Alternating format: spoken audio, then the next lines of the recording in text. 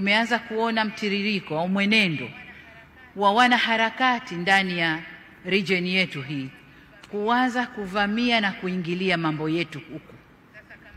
Sasa kama kwao wameshadhibitiwa, wasije kutuharibia huku.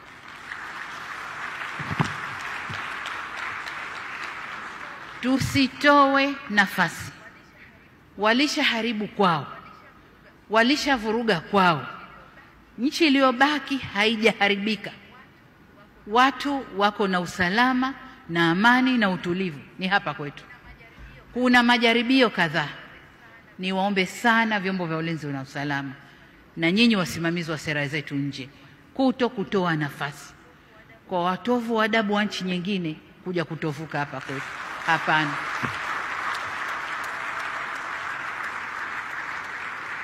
Nimeona klipu kadhaa za kunisema niko bias na nini.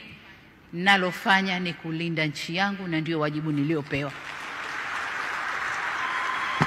Kwa hiyo